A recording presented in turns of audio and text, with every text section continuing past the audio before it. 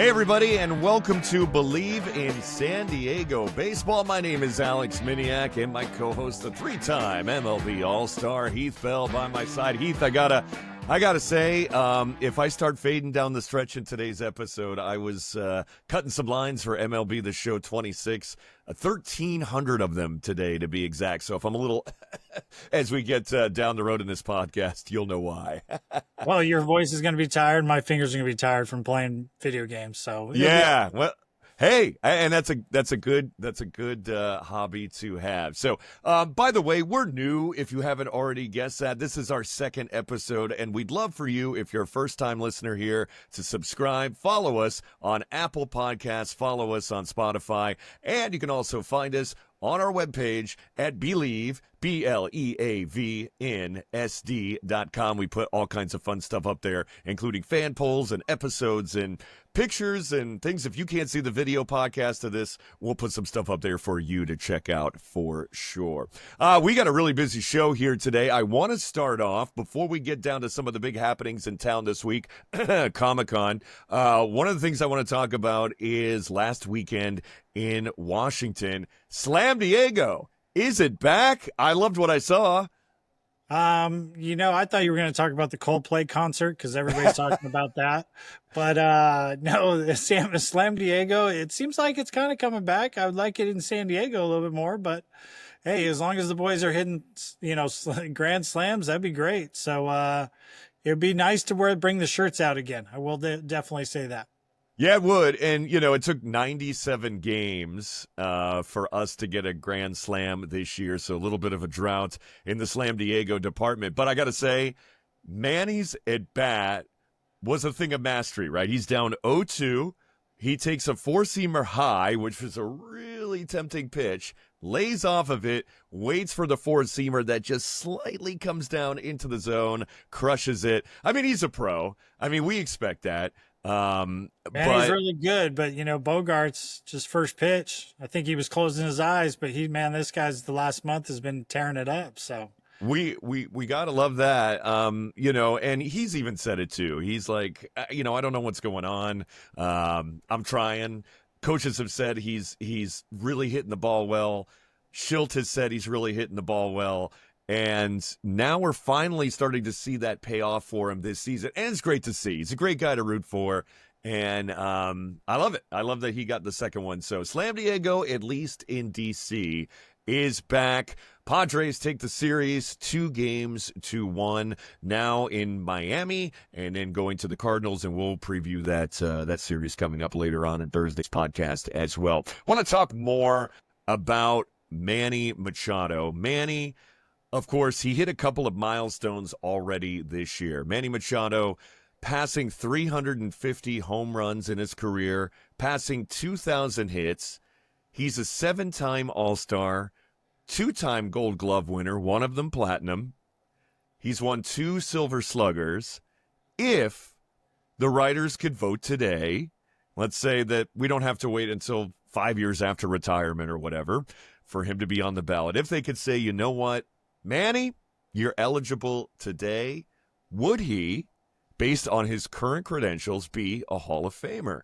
And I know what I'm looking at and where I'm going with this, but interested from your point of view, especially playing the game as well. Well, see, like Manny is that type that I think he's borderline. If you put up all of his stats, it's hard because Hall of Fame partially stats, as a player and some fans, but then the writers are the ones that, vote him in. And we have writers that don't cover baseball that have votes. And I really think it should be the players that played against him in that 10 or 20 years or whatnot. And it should be coaches. And then also maybe some writers or, fans or whatnot. And then just conglomeration of all of us would vote him in. But I'm kind of, I know a lot of writers don't like Manny, or Manny's got a bad rap as, when he was a Dodger. I think Manny has matured, and I think he's Hall of Fame caliber. And I think that was just young, immature stuff. But that's going to come back and haunt him a little bit, especially if today was, if he ended his career right now. On stat-wise, I'd be like, yeah, he should be possibly in because those are amazing stats, but that it's not all just that. He might get in eventually by the eighth or pick eighth year on the ballot, or ninth year, something like that. But I'm just saying today, I would say the writers wouldn't put him in, but I think by the end of his career, he'll definitely be a Hall of Famer. Okay. Very fair. I mean, the traditional benchmarks are 3,000 hits and 500 home runs. It's a different game today. I mean, you even just said that to a degree. Pitching velocity is up. We're in the era of the defensive shift. Obviously, it's not to the extreme that it was before certain elements of the shift were banned, but there's a lot more happening defensively against players these days. You also, these days, you have pitchers that are throwing nastier stuff, but they don't throw control. They Yep. don't have control like they did 10, 15 years ago, where I see a lot more balls, fastballs, or breaking balls more down the middle than I've ever seen. And it's just their stuff's nastier, spin rate and all that stuff, but the control's not there like it used to be. I mean, when I was growing up, major league average fastball is 88, but God, people they never threw down the middle. Yeah. It was only the rookies that threw the ball down the middle. So, it's just a different game, and I feel like he's played in that area and this area, and he's still doing well. Here's the thing. Today, I don't think he's a Hall of Famer, but I think by the end of his career, he's going to have close to 500 home runs, and he'll probably get about 3,000 hits, and he'll definitely be in by then. Well, au contraire, because I do want to pull some stats. This is never going to be a stat-heavy show, by the way, but we've been talking about hits and home runs, and so I pulled up stats from comparable players that are in the Hall of Fame. So in home runs, he is somewhere between Dick Allen with 351, Johnny Mize with 359. So that puts him between number 49 and number 47 in the Hall. In hits, he is somewhere between Dave Bancroft with 2004, and again, Johnny Mize with 2011. Dave is about 139, Mize 138 overall in the Hall. Mize played 15 seasons for St. Louis, the Giants, and New York between 1936, 1953. He takes a break for military service. A little different time, of course. Different game, much different game. But those stats are comparable, in my opinion. What do you think be a differentiator? Like, how would you say no when you hear those stats?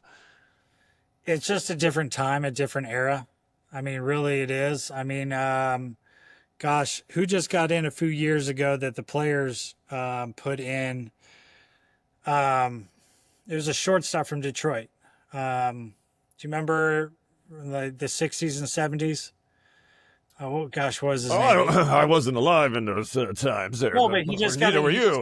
We're young guys, a few years ago. Anyway, I'm losing the track right now, but he just got inducted a few years ago, and he's got better numbers than Ozzie and Barry Larkin. Yeah. And the Hall of Fame players, had to induct him in. And gosh, his name's. I can't I'm drawing a blank right now, but he's got better numbers, and he didn't get voted in by the writers. The players had to vote him in because he actually had better numbers, but he played in Detroit, where Detroit at the time was just there, So that's why I say the writers, it doesn't do baseball the justice. I really think Mark McGwire and Barry Bonds should be in, Roger Clemens. I'm not saying everybody did steroids back then, but they did. They were good before the steroid kind of era, the 5-6 years that I really think the era was. It wasn't a 10-year, plateau. Maybe some guys were, but you kind of know who it was. And then the few years that some did it.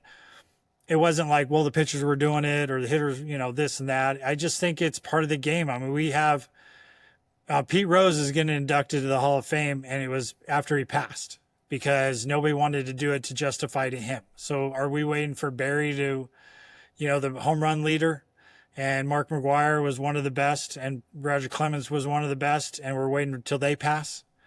That just doesn't do the game justice. So I feel like the writers are just not the right people to make these decisions. And I'm just going off of what I know the writers are probably going to do. And that's why I say Manny's not there yet, but he's really close. But I think by the end of his career, he'll be there. Have you ever been to Cooperstown, by the way? Been there a couple times. Been there a couple times. Well, for anybody who I'd has like not to been, say I'm in the Hall of Fame. So, yeah, I was in the Hall of Fame for 8 hours, like physically. No, That's no. it. I'm in the Hall of Fame every single day because one, I was on the ballot, didn't get enough, so I only had 1 year. I would have voted for you. But here's the thing: is Trevor Hoffman's in the Hall of Fame, and they have a picture of him when people hosted him up, for breaking the record. I'd like to say me and David Wells are the ones that picked him up. So I'm always going to be in the Hall of Fame right there. All I got to say is me and Wellesley, we're in the Hall of Fame too every day. We're right holding Trevor. We're right below Trevor. But that's awesome.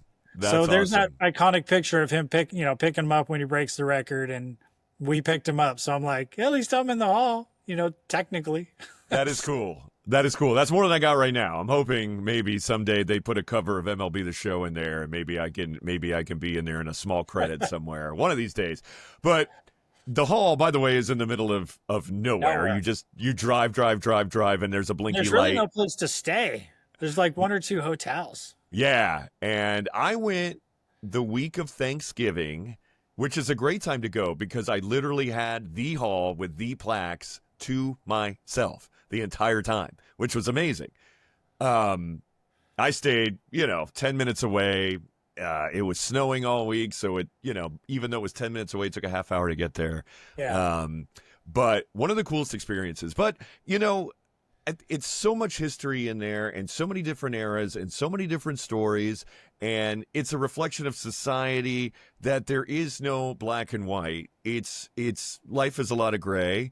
And the Hall of Fame can be a lot of gray. All these stories can be a lot of gray. And I think that at some point needs to be told and say, look, this happened then. This is what was perceived as acceptable. It may not be by today's standards, but back then, that was that. This is now. We progressed. Let's show. And so, I mean, you're talking about, decades and decades and decades of history. It's really tough to say, to take credentials beyond the stats that you have now and compare them to something that happened in the 1920s. Well, or the 1930s. it's just the biggest thing is we have the hits leader and the home run leader not in the Hall. And, Cy Young. So it's just kind of like, it's just hard. It is hard. If you don't, like, for my kids, they would, if they go to the Hall, they, my oldest one, but my teenager is like, who are they? Why are they not here? They must have been not good. And it's like, no, they were the best. They were the stars. They just made a few mistakes and now they're not in.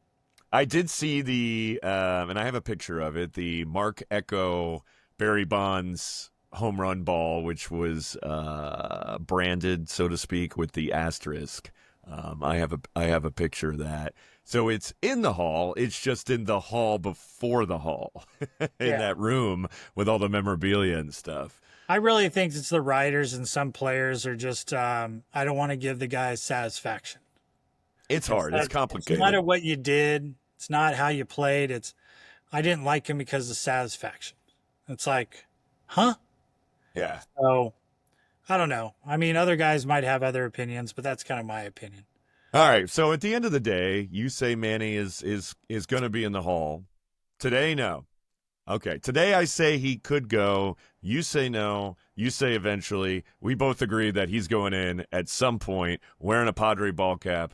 I like that. The next question is, when does he get the statue? That's what I want to know, because we have a beautiful Gallagher Square out there that, man, it could use another statue or two. We've wrapped up our first 2 segments here on Bleav in San Diego Baseball. Coming back, it is Comic-Con week here in San Diego. And Heath, I am going to quiz you with some Comic-Con trivia. Let's see how you do. You may win my affection. We'll find out, and that's coming up next. All righty. All right, welcome to Bleav in San Diego Baseball, or welcome back, I should say. Hopefully you've been here for the first 15 minutes or so of the show. My name is Alex Miniak. That is Heath Bell, the three-time All-Star player. Heath, in the title of Bleav in San Diego Baseball is the word San Diego, and this week it doesn't get any bigger in San Diego than Comic-Con down at the Convention Center right across from Petco Park. Heath, you've been to a Comic-Con, haven't you? Yeah, I've been to a few. I've been in San Diego, Texas, and Arizona. Okay, so you get around. Are you dressing up? I think next year I kind of got my teenager that's willing to. So, and he's kind of like a geek in that aspect with me. So, we're big Star Wars nuts. And then also he likes Dragon Ball, and, none of the other kids liked anything like that. So I think next year we'll probably dress up, and we'll probably be in San Diego, by the way. Yeah, I don't know what's up with these kids if you don't like Dragon Ball and Star Wars. Okay, well, it's kind of like, no, it's not cool. Well, you dress up, nobody knows who the heck you are. Good point. So you just go. Or you go with a bunch of friends and you dress up kind of with your friends and you have a good time. Yeah, the definition of people disguise. watching than anything. And you go to a place where it's totally acceptable and encouraged, which is great. Yeah. Which is great. All right, so we've got some Comic-Con trivia for you, Heath. This is going to be pretty easy, and again, I Bleav you're going to get a perfect 10 here. But let's see. I'm sweating. Let's see if you can get these questions. Okay, Heath, question number 1. When was San Diego's Comic-Con founded? Is it A, 1970, B, 1984, or C, 1998? Two of those years might look familiar. One may not. Which one do you think it is? Well, I'm going to go with I'm going to go with A, 70, just because I'm thinking, the Padres were in the World Series both years. Yeah, you got it, buddy. 1970. It started in the basement of the U.S. Grant Hotel for 300 people. Now it feels like there's 300,000 there, and it's certainly outgrown the basement. Question number 2, what is Superman's secret identity? Is it Clark Griswold? Is it Will Clark? Or Clark Kent? Which one do you think it is? Superman. Baseball, I think it would be Will Clark, but it's probably Clark Kent. I think it's Clark Kent. Yes, correct. C. I loved Will Clark growing up, by the way. I was never I Giants. still love listening to that guy. He rags on new guys nowadays. So definitely. Same guy. Definitely. I grew up a Mets fan, so wasn't really a big fan, but I loved watching. I just liked the way he played. I wasn't always a Giants fan, but just loved the way he played. Absolutely. Question number 3, which of these is a core class for Hogwarts students? A little Harry Potter for you. Is it A, astronomy, B, astrology, or C, Houston Astros? Probably say the Astros. No, we'll go with A. It is A, astronomy. Perfect 3 for 3 so far for you, Heath. Question number 4, Shohei Ohtani. His story was recently told in a 22-page what? Is it an email, option A, option B, a comic book, or option C, a parking ticket? Well, I haven't heard him get any parking tickets, so I'm going to say comic book. You're going to say comic book. Comic book is correct. Recently released, actually, this month. Question number 5, Thor's hammer was forged by whom? Is it MC Hammer? Is it B, Hammer and Hank Aaron? Or is it C, dwarves? Who did the work? It would be a cool-looking hammer if MC Hammer did it, but it's number C, the dwarves. It is the dwarves. They worked hard, and a legendary hammer was a result. Question number 6. Who is Batman's arch enemy? Is it Trader Jack McKeon? Is it B, the Joker, or C, the King of Queens? It's the Joker. You got to do that. I love Jim Carrey as the Riddler, but I think he would have been a great Joker. He would have been a great Joker, and maybe Kevin James would have been a good Joker. You never know. King of Queens.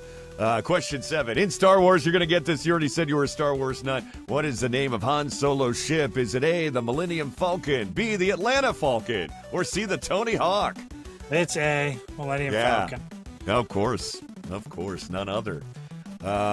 Question number 8. Which hall at Comic-Con is known for hosting major film and TV panels? Is it Hall H, Hall & Oates, or the Hall of Fame? Something we were just talking about. I would say Hall H. All H, that's correct. All H is the place to be anytime you're at Comic-Con if you can score a pass. I never been that lucky. Just Question. sneak in. Yeah, I know. I had a pass for the floor. You're right. Don't these people recognize? Don't I look weird enough? I think All I you gotta could. do is have the right costume and then just walk in. I'm Right, supposed to be in right. there. Question 9. Of these nemesis, who has Godzilla not fought? A. Mothra, B. Mechagodzilla, or C. Rey Mysterio? Rey Mysterio? That's the only Yeah, one. yeah, Rey Mysterio. No, he is not WCW or WWE Godzilla. Not yet. He may get signed to a contract, but right now he's still on the outs. And finally, question number 10. Mario's brother in Super Mario Brothers is A. Sweet Lou Pinella, B. Luigi, or C. Luis Arise? I could totally see Lou Pinella as being his brother, but it's B. I miss Lou Pinella yelling at the umpires and having commercials. You know, That's we talked today when I was recording the show about how we need more characters in the game and we need managers kicking dirts on plates and throwing bases and stuff like that. We haven't had a good tantrum in a long time. That's why I love Lou Pinella. Lou Pinella, my favorite. He was a Cub. He was yelling at the umpire, and there was a commercial. I forget what it was for, but he came out, started yelling at him. He's like, yeah, where do you want to have dinner tonight? He's like, I don't know. We want Mexican or barbecue. And then Lou's like, oh, let's do barbecue. He's like, all right, you go get reservations. You're out of here. So, it was just a commercial. The local commercial in Chicago was great. So That's amazing. That's amazing. we need to have more stuff like that. Your answer is? Luigi, B. Luigi, hey, he scored perfect 10 out of 10. Congratulations, sir. See, I believed in you.